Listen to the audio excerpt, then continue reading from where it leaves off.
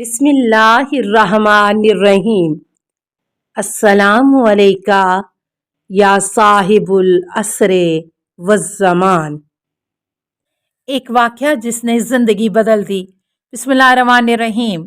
ظالم جابر حکمران اور اس کا نوکر بننے سے توبہ کا عجیب واقعہ۔ یہ ایک سچا واقعہ ہے جو صحیح السند ذرائع سے الکافی جلد 5 صفحہ 106 اور جلد 1 صفحہ 474 میں آیا ہے۔ علی ابن ابی حمزہ بیان کرتے ہیں کہ میرا ایک دوست تھا جو بنی امیہ کے دربار میں کاتب لکھت پڑھت کا کام کرتا تھا۔ اس نے ایک دن مجھ سے کہا کہ میرے لیے اجازت لے دو کہ میں امام صادق علیہ السلام کی خدمت میں حاضر ہو سکوں۔ بس میں امام علیہ السلام کی خدمت میں حاضر ہوا اور امام علیہ السلام سے اس کے ملنے کی اجازت طلب کی۔ امام علیہ السلام نے اس اموی کو اجازت دے دی۔ درباری شخص خدمت امام علیہ السلام میں آیا، سلام کیا اور بیٹھ گیا۔ پھر کہنے لگا میں آپ کی قربانی قرار پاؤں، میں حکومت میں ان ظالم لوگوں کے شعبہ دیوان جہاں حکومتی چیزوں کو لکھنے کا کام ہوتا ہے میں نوکری کیا کرتا تھا۔ میں ان کی دنیا سے خوب مال کمایا اور دین سے آنکھیں بند کر کے جو کما سکتا تھا وہ میں نے کمایا۔ امام صادق علیہ السلام نے فرمایا اگر بنو امیہ کو کوئی ایسا فرد نہ ملتا جو ان کے لیے سرکاری کتابت کرے، ان کے لیے غنیمت و فے کا مال لے کر آئے، ان کی خاطر جنگ و قتال کرے اور ان کے گروہ پر شاہد و گواہ بنے تو وہ کسی صورت ہمارا حق ہم سے چھین نہ پاتے۔ اگر لوگ ان ظالم حکمرانوں کو ترک کر دیتے اور جو کچھ ان کے ہاتھ میں مال و اسباب ہے اس سے کنارہ کش ہو جاتے تو لوگ صرف وہی کچھ اپنے پاس پاتے جو ان کے ہاتھ میں ہے۔ وہ جوان کہنے لگا میں آپ کا فدیہ قرار پاؤں، کیا میرے لیے اس سے نکلنے کی کوئی راہ موجود ہے؟ امام علیہ السلام نے فرمایا اگر میں نے تمہیں بتایا تو تم عمل کرو گے؟ اس نے کہا میں عمل کروں گا۔ امام علیہ السلام نے اس سے فرمایا کہ تو نے ان کے شعبہ دیوان میں نوکری کر کے جو کچھ کمایا ہے اس کو نکال دے، ان میں سے جن کو تو جانتا ہے ان کا مال ان کو واپس لوٹا دے اور جن کے بارے میں نہیں جانتا ان کے مال کو صدقہ کر دے۔ اگر تو نے ایسا کیا تو میں اللہ عز و جل کی بارگاہ میں تجھے جنت کی ضمانت دیتا ہوں۔ یہ سننا تھا تو وہ پریشان ہو گیا۔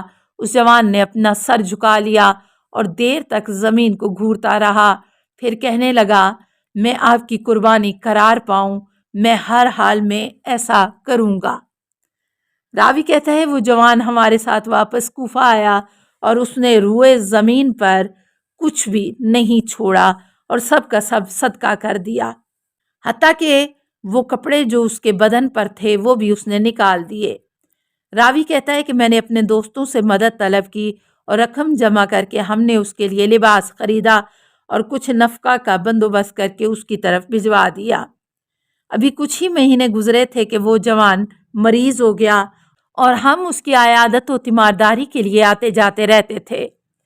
راوی کہتا ہے کہ میں ایک دن اس کے پاس گیا تو دیکھا کہ وہ حالت نزع میں ہے اور روح پرواز کرنے والی ہے۔ وہ بے ہوش ہو گیا اور پھر ہوش آیا، اس نے اپنی آنکھیں کھولیں اور پھر مجھے مخاطب کر کے کہا اے علی قسم بخدا تیرے صاحب نے وعدہ وفا کر دیا ہے۔ یہ کہنا تھا کہ اس کی روح پرواز کر گئی۔ ہم نے اس کے کفن دفن کے تمام امور کو انجام دیا اور پھر میں جب امام صادق علیہ السلام کی خدمت میں حاضر ہوا اور انہوں نے جیسے ہی مجھے دیکھا تو دیکھتے ہی ساتھ فرمانے لگے اے علی قسم بخدا ہم نے تیرے دوست کے ساتھ کیا ہوا وعدہ وفا کر دیا۔ راوی کہتا ہے میں نے امام علیہ السلام سے کہا میں آپ کی قربانی قرار پاؤں، آپ نے سچ فرمایا ہے۔ بالکل یہی جملات قسم بخدا اس نے اپنی موت کے وقت مجھ سے کہے تھے۔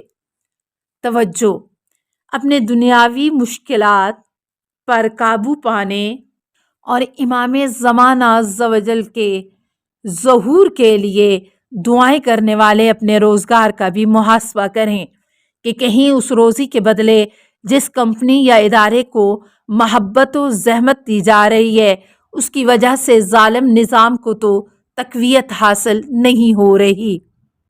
السلام علیکہ یا صاحب العصر والزمان۔ الأمان الأمان الأمان من فتن الزمان السلام علیکہ یا خلیفۃ الرحمن السلام علیکہ یا امام الانس والجان السلام علیکہ یا مظہر الایمان السلام علیکہ یا شریک القرآن السلام علیکہ یا قاطع البرہان السلام علیکہ یا امام زماننا ھذا اجل اللہ فرجک وسہل اللہ مخرجک وظہور کا السلام علیکہ ورحمۃ اللہ اللہم صلی علی محمد و آل محمد